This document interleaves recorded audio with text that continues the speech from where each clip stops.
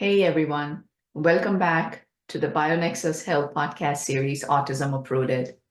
Today we'll be traveling to the West Coast to speak with a mom who first brought her 7-month-old baby to me for help with severe eczema, severe food intolerances, almost anything that the baby ate gave him incredible rash, itching, and feeding was a big issue, gaining weight, obviously, failure to thrive was a problem.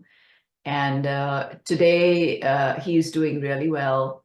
And Karen has very kindly agreed to share her journey with her baby to recovery from allergies, severe eczema, gut issues, pain in the gut, insomnia. The baby couldn't sleep because there was gut pain, gut issues, and itching all over the body from the eczema. So we will discuss all of that in depth. Without further ado, let's welcome Karen to today's podcast. Welcome to the BioNexus Health Podcast with Dr. Jodi A. Darshaw, who holds a PhD in integrative medicine, is board certified in integrative pediatrics, an internationally recognized pioneering clinician, and author. And now here's your host of BioNexus Health Podcast, Dr. Jodi A. Darshaw. Hey Karen, how you doing? Hi, good. Good to see you. I'm glad you're here. Thanks. Yes, of course. You first came to me when he was 7 months old. Mhm. Can you talk a little bit about why you decided to seek my help? Well, my pregnancy was normal, other than I got really sick off eating eggs, which was weird. None of my other kids, I got sick at all.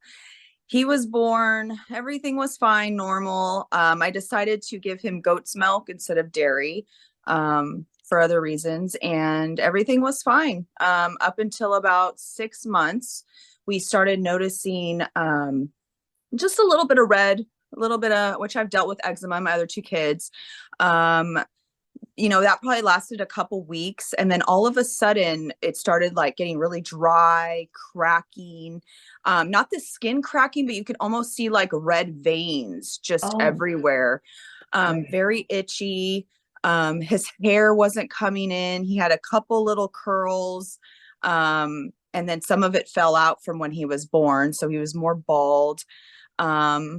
Wasn't sleeping. We had the owlet that you put on a baby's foot, and it can detect when a baby wakes up or, if anything happens. And, it got to a point where he was waking up 28 times a night. Just from 28 times a night from being itchy and uncomfortable. Yeah. I mean, it just progressively got worse pretty fast. The sleeping, so that was a huge thing. So right away, you go to your pediatricians, and around, I think it was a 4-month appointment, I noticed his feet were purple. Oh, that's normal. He's cold. See, his feet are cold. And then she'd touch it and it'd go white and kind of explain to me that there's still circulation. Okay. And after maybe another month, I called again because the sleeping was so bad. And his eczema, his skin, everything was, getting pretty bad. So went in, still convinced me that the feet were normal, the purpleness, and recommended me to go to a dermatologist for the eczema. Went to the dermatologist. And at this point, he almost looked like he had some type of disease where your skin burns off. So we constantly had to have some type of Vaseline. Right. I sent you a picture. Can I share the photo? Yeah. It might help people. Yes. Thank you, Karen, for sending the photographs so we could share. So this is little breaks, and you can't even tell how dry it is, but it's really dry. Yes. I see what you're saying about the hair. I mean, with such a severe skin condition, it would be challenging for hair to come in either. He's not thriving at all. Right. So this is you with breaks when he was, this is the red. So if he had any access with his hands, he would just scratch it till it bled. And we woke up one night and it was just bloody everywhere. So yeah, peeling off pretty much his skin. And so when I went to to the dermatologist, they want to get his blood taken. We found out he had a ton of allergies. His egg allergy was the most severe. He needs an EpiPen for it. Soy, dairy, gluten, fish, like minor things for fish. I mean, just all these allergies, peanuts, tree nuts. Oh my goodness. So what do you feed a baby? And dog dander. So we had a golden retriever at the time. So they convinced me that it was the dog, that the dander had gotten so bad into our carpet. Even if you got rid of the dog, he's still going to show reaction probably for 6 months down the road. We sent our dog for a couple weeks to my mother-in-law's. We noticed a little bit of improvement, nothing crazy, still wasn't sleeping. So they convinced me that the dander stays into the carpet. He's now crawling. So, I had the carpets deep cleaned 2 or 3 times. And I reached out to a friend at this time who was one of your patients. And she's like, girl, you need to see this doctor. And I was desperate at this time. I was like, I'm done. And so I reached out to you. We got like the first appointment you had. And I mean, within the first 3 months, his hair started growing. He started sleeping. So it went from 28 times to maybe 10 times a night.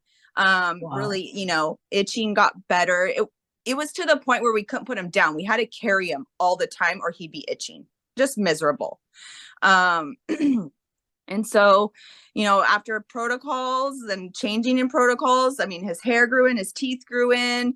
Now he's thriving.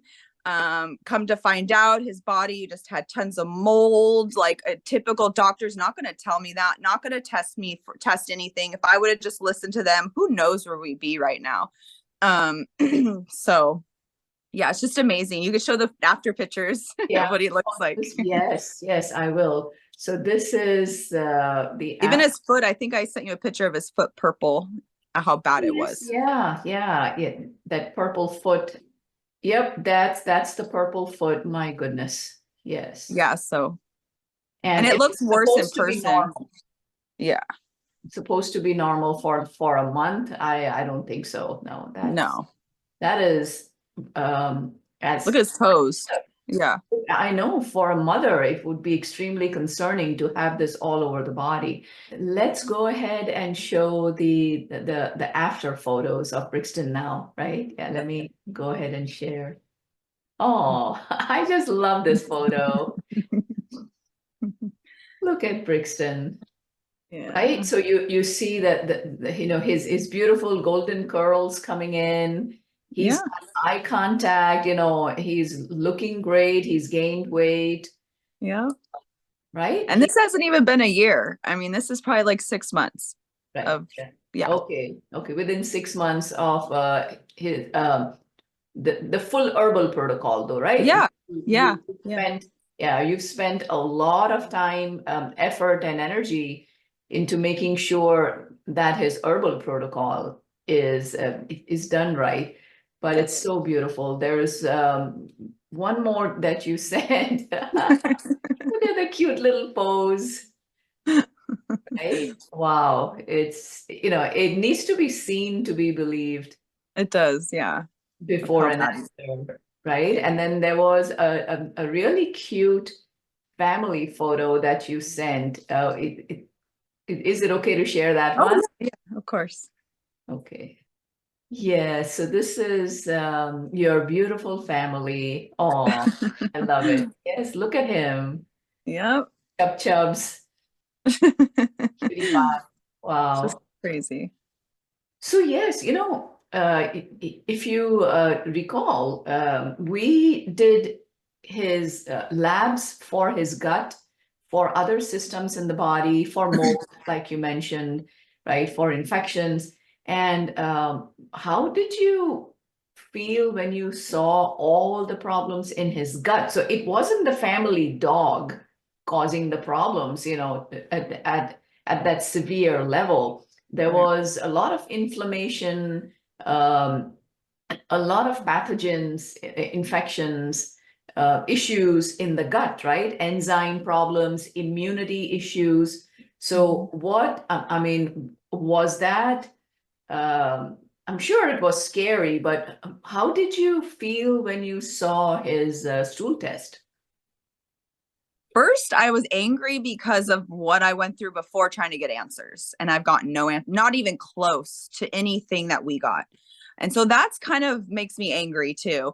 On top of, I have an older son with autism, so I kind of am familiar with a lot of that stuff. And just to know if I didn't treat any of this, what the outcome could have been. He could have been autistic. We don't know. They could have just destroyed him. All these infections and everything he had going on, and allergies. And I didn't even know there was such thing as having an allergy to mold. It's just, I didn't know that. And so it's just really sad that, a lot of people aren't educated on this stuff, and poor babies. I mean, there's no answers. There's tons of parents out there that have no answers. And I think that's where I was more angry. Right. Right. And now I'm happy that we have answers and I understand it more. Yes, I'm so glad. Doing an herbal protocol for a 7-month-old, it's beautiful. Of course, herbal tinctures can be used even on much younger babies as well, in the hands of a herbalist. Yeah. What was the word I was looking for? I was going to say an experienced medical herbalist. Yes. So that is, I just wanted people to know that, you don't have to be afraid of herbs. I mean, and Karen, if you recall, it was herbs and supplements, but they were fully customized to what we saw in the labs. We were not going in blind, and we were going step by step.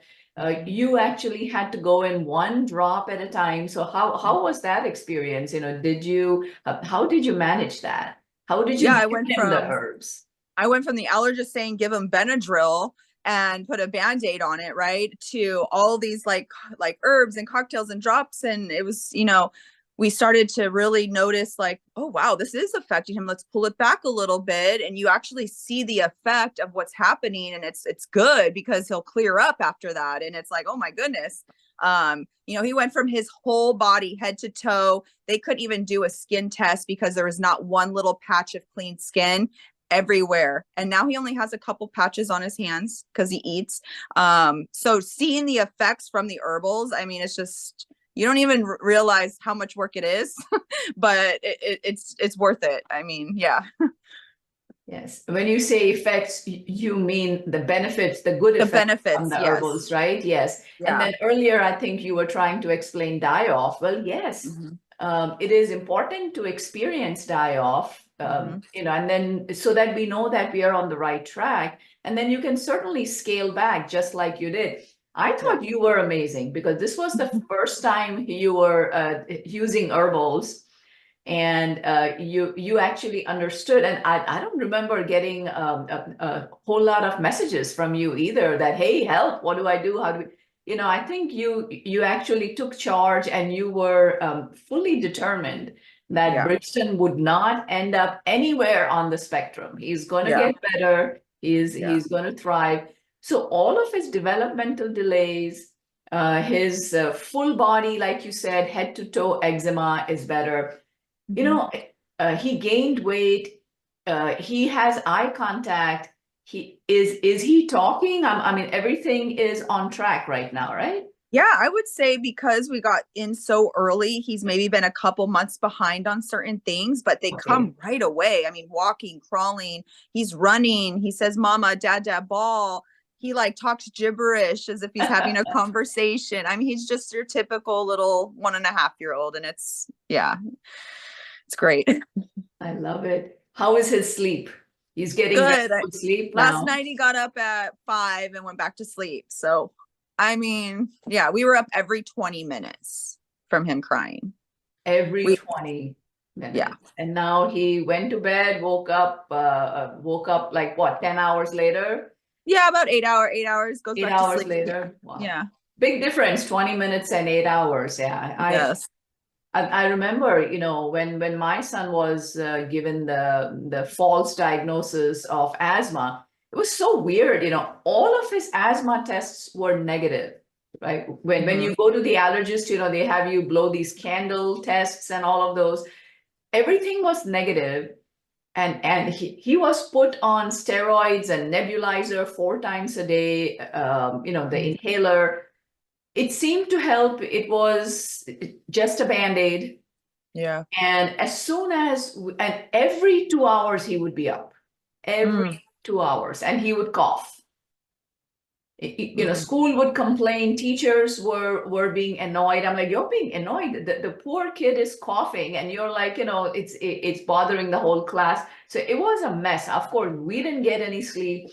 Yeah. And the first time when he slept through the night, I mean, after we started treating him for pandas, Lyme disease, mold exposure, his sleep got better and better. Oh my gosh, it felt like, no, it didn't feel like it was really that was the first time I slept in years, Ah, like yeah. slept through the night. I mean, it affects their growth. Yes. It affects their detoxification, it affects digestion, everything, development. Yeah. So Yeah. I'm thrilled to hear about the Mama Dada and Babble Yeah. Babble. Yeah. So cute. Yeah. Yeah. It's good.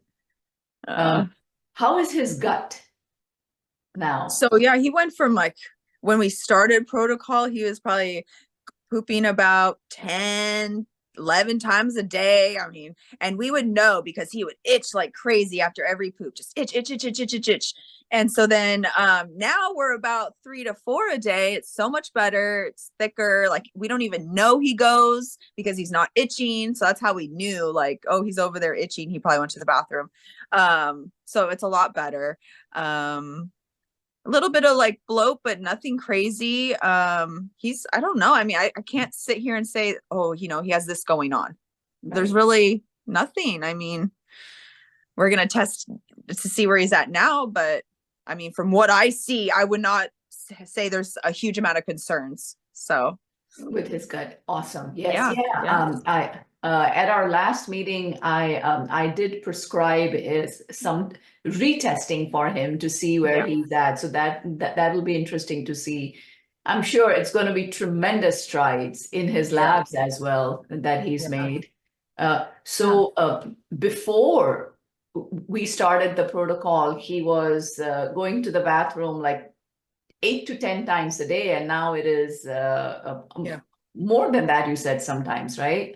Well, now it's like 3 to 4, but before Now it's like just 3 to 4. Yeah, the start of mid protocol when things was just everything coming out. Right. Yeah, it was about 10 times. I mean, but before noon, he'd probably had 5 poops. So I recently fairly recently met 2 families whose kids go to the bathroom like 15-20 times a day. Now, one of them has shown tremendous improvement with the gut, and it's slowed down. The other one is, it was interesting. I guess the body has its own internal program. So instead of this non-verbal child with gut issues, meaning not full body eczema like Brixton, but just going to the bathroom like 10-15 times a day, that slowed down just a little bit. But wouldn't you know it, he just started talking. that's awesome. So isn't that interesting? Because his full protocol was focused on the gut while we were waiting on his labs to come back, right? So we were trying to help his gut. And of course, the gut has had to have benefited because we saw the language coming, right? It is your gut-brain axis. But that was so interesting that the body chose to go that way. It went gut-brain instead of gut-gut. to improve the gut first. So that was for Brixton, it improved the gut first, and then the gut brain axis, started to kick in once the brain inflammation, the body inflammation calmed down. So every body has its own innate intelligence. Yeah. It's so crazy. It's amazing. Yeah. Once given the right tools. So tell me, for Brixton, how is his diet? What does he eat? I mean, previously, we couldn't give him anything. So how is he eating now? So, we stay away from all the allergy stuff. He has beans, rice, chicken, mashed potatoes.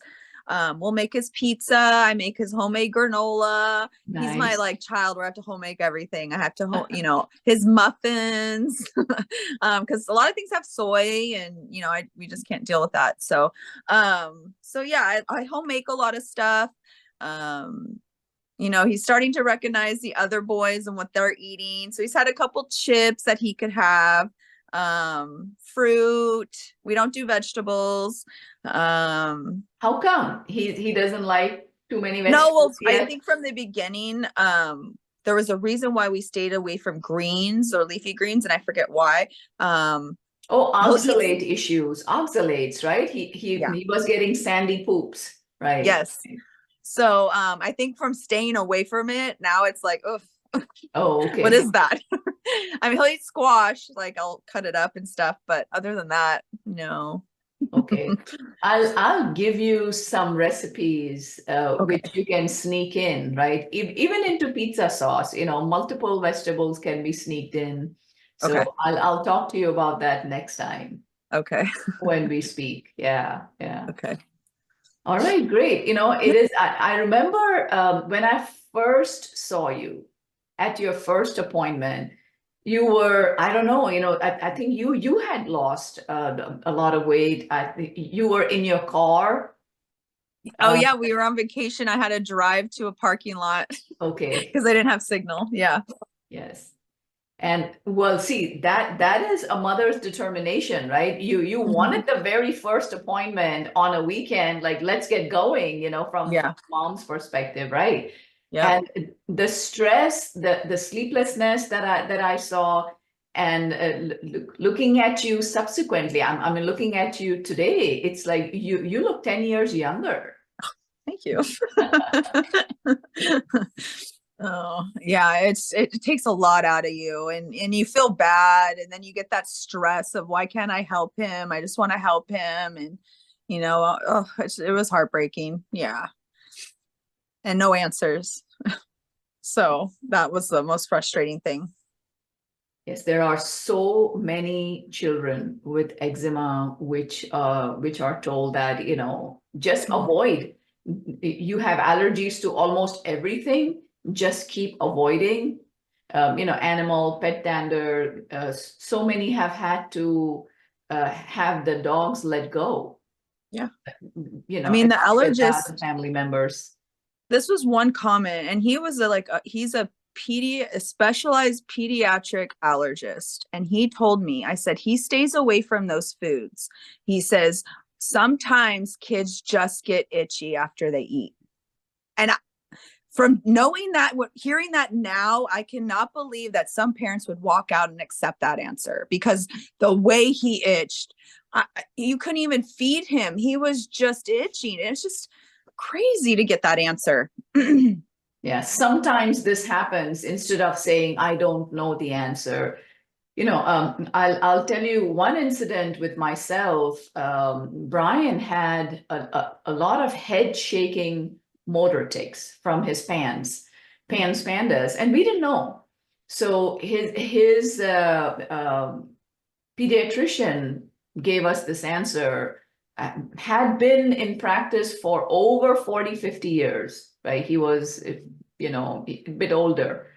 So he said, it is quite normal for children to get motor tics. So this is known as chronic motor tic syndrome. Like, in a few years, he will grow out of it. that was it. So I'm supposed to accept, right? With my son crying to me that my Yeah. neck hurts. I mean, Mm. every 3 seconds he would go, head nodding, head shaking. So, and then this progressed to vocal tics. He would go like this and go, and he would go. It was so debilitating. He's like, and he was home from school. We gave him a neck collar to help him, but then his muscles got seriously tight, and it was just, I'm just so glad that I refused to accept that. It didn't make any sense. Like, Yeah. you without a medical background, you're like, well, what the heck is that? And I had a medical background. I'm like, I can't buy it. It doesn't make any sense. Same Yeah. thing with that fake asthma diagnosis. I'm like, okay, he's having genuine breathing issues, so I'm okay with the nebulizer. I never gave him the inhaler. It never went to that. The nebulizer 4 times a day helped him. A 4 times a day inhaled steroid, Yeah. right? When he's passing all the asthma tests, all the Yeah. blood tests were negative, all the manual testing was negative. So why do you call it asthma? Yeah. It was not. It was walking pneumonia, Karen. Wow. The Pandas doctor ran, I don't know, 14 vials of blood for us. And we saw that he had walking pneumonia. Who knows for how many years he had that. Yeah. Within 3 months, it was so deep in his lungs that we had to treat him for 3 months. Wow. And 3 months on antibiotics. It wasn't easy. But after the 3 months, his 3 years of nebulizer use was gone. His so-called asthma just vanished. And of course, we did gut support and probiotics and all of that. Yeah. But that's what it took because it had taken such a strong hold in his lungs. Wow. So Jeez. just same thing, pediatric allergist. Yeah. Well, So same. now, Like, I mean, a lot of parents say, the febrile seizures are normal. That's not normal to me. No. I don't think any seizure is normal, and tons of parents constantly get told that's normal. Right. It's sad. It is sad. It is sad. Well, you can't help everyone. People have to help themselves. I know. Hopefully, those watching will get a lot of information from what you've shared today. So, and be inspired to explore, to just not get complacent. So that is just awesome that you're here today. Yeah, the friend that recommended me, she said one thing, and I feel like this is it. We spend money on tons of things in our lives, fast food, cars, going out. And I think the one thing we should all invest in is our health. I mean, everyone wants to live long, right? We should invest in our health. And that's where, if you can do it and, spend money on fast food and this and that, you can invest in your health. And we're just seeing the benefits of this. And now I'm a patient. So. Yes, good. I'm glad, I think mothers need to take really good care of themselves. You've been through so much, Karen. You're internally a really strong person. So you're like, okay, but Yeah. I'm glad you realize that moving forward, it's important to watch your health as well. Yeah. Yes. Yes. Thank you. All right. Well, thank you for joining me today. This brings us to the end of today's podcast. I'm glad you were here. I think that was quite eye-opening. And, I had a chance to share a couple of incidents from Brian's life as well.